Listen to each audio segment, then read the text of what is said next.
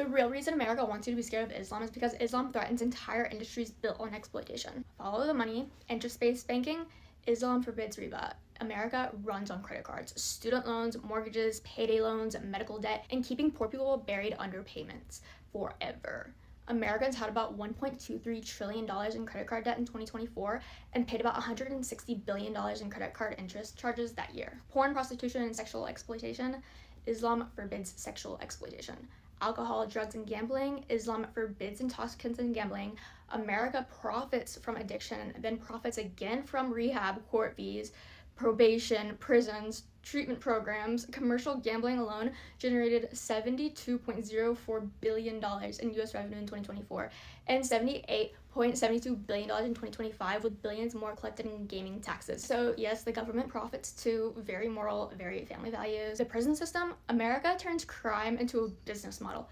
Lawyers profit, prisons profit, probation systems profit, treatment programs profit, media companies profit from the outrage, politicians profit from tough on crime speeches. Islamic law is the opposite of that. Sharia is not built around keeping prisons full so corporations, court, and politicians can keep feeding off the cycle. For the worst crimes, it uses severe penalties as deterrents. For lesser crimes, the focus is supposed to be on repentance, restitution, community responsibility, and reform. The goal is not how do we keep this person profitable to the system forever. The goal is how do we stop the harm, protect society, and make the victim whole where possible and prevent this from happening again. America turned crime into an economy. Islam treats crime as something society should actually want to reduce. Tiny little difference, only the difference between justice and a business model with handcuffs. Oh, and war? Islam has rules of war.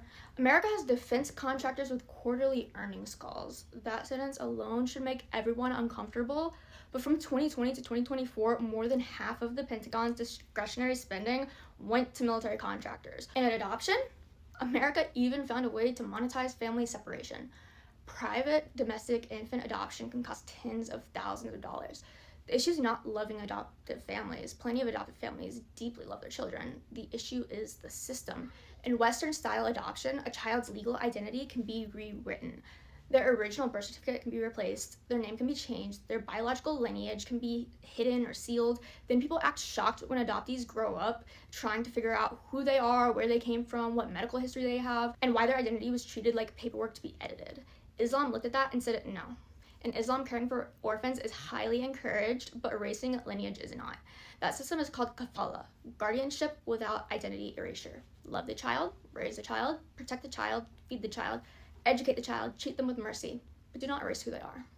And to be clear, kafala does not mean treating an orphan like an outsider. Muslims are encouraged to treat orphans with love, dignity, protection, and full household belonging. A child under kafala does not automatically become a biological heir because lineage and inheritance lines are preserved.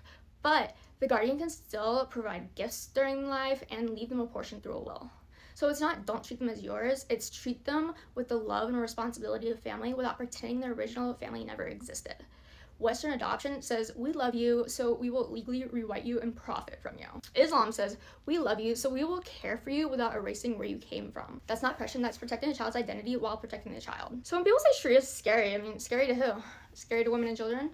Or scary to banks, porn companies, addiction industries, prison contractors, corrupt politicians, adoption profiteers, war profiteers? Because now let's talk about how these systems actually treat women and children.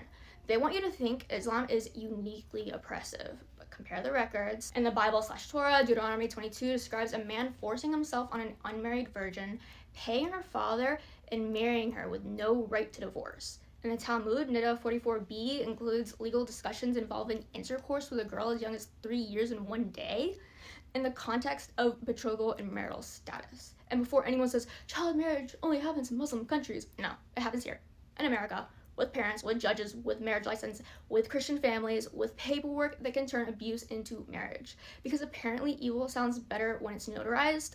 And child marriage was legal in all 50 states as recently as 2017. Unchained at Last reports that nearly 315,000 children were legally married in the US between 2000 and 2021, and the vast majority were girls married to adult men. And it gets worse. In many situations, a child can be old enough for adults to sign them into a marriage, but then still not old enough to file for divorce, sign legal documents, rent an apartment, or escape without adult permission. So America can legally trap a child in a marriage while denying that same child the adult rights needed to get out. So when people act like this only happens in Afghanistan, just know America does not have the moral high ground. America just gives abuse cleaner paperwork. Now compare that to Islamic law. In Islamic law, sexual assault is not treated as pay the father and marry the victim. It's treated as a severe violation against the victim, society, and God. Classical Islamic law can treat violent sexual crimes against children under the most severe categories of crime: force, unlawful intercourse, grave harm to an innocent child, and corruption on earth. That means severe legal accountability, including capital punishment. That is the part that they do not want people comparing, because in America, powerful men can get plea deals, reduced charges, overturned convictions, short sentences, expensive lawyers, and judges worrying about their bright future. Brock Turner was convicted of 3 felony sexual assault counts. Prosecutors recommended 6 years. He was sentenced to 6 months and then released after 3. That case became infamous because the system looked more worried about his future than what he did to hers. Jeffrey Epstein's 2008 plea deal became one of the clearest examples of how wealth and connections can soften consequences for crimes involving underage girls. Sean Diddy Combs was acquitted of the most serious trafficking and racketeering charges. He was convicted on prostitution-related counts, sentenced to 50 months after prosecutors sought over 11 years. The point is not that nobody is ever punished. The point is that American justice can be inconsistent, expensive, appealable, negotiable, and deeply shaped by power. And while America was doing all of that, women in the US were still fighting for basic financial independence in the 1970s. Before the Equal Credit Opportunity Act of 1974, women could be denied credit, loans, mortgage, credit cards because of sex or marital status. That law made discrimination illegal. But before that, most women needed a man in order to go to a bank. So the same country that acts like Islam is uniquely oppressive was still treating grown women like financial children during our parents' lifetime. Now compare that to Islam. Islam gave women the right to own property, inherit wealth, receive a dowry that belonged to them, seek divorce, pursue knowledge, keep their own money. A woman's dowry in Islam is not a bride price paid to her father, it belongs to her. A woman's inheritance is directly addressed in the Quran. And the oldest continuously operating degree-granting university in the world in Morocco was founded by a Muslim woman in the 9th century. So while people act like Islam hates women's education, one of the oldest universities in human history traces back to a Muslim woman. Humanity somehow survived this shocking scandal. And even today, the Catholic Church teaches that a valid sacrament of marriage cannot simply be dissolved by divorce. Civil divorce may end the legal marriage, but the Church does not treat that as ending a valid sacramental bond. So when people say Islam oppresses women, compared to what? America, where women needed legal protection in the 70s just to access a bank account independently. A system where a child could be signed into a marriage but not easily file legal paperwork to escape it. Religious texts where a man who assaults an unmarried virgin pays her father and marries her. Church systems where divorce still may not be recognized religiously. A court system where powerful men can get plea deals, reduced charges, short sentences, appeals, technicalities, and public excuses. But Islam is a system, they told you, is uniquely dangerous to women and children. Interesting. Maybe Islam's not dangerous because it harms women and children. Maybe Islam is dangerous because it refuses to build an economy on exploiting them.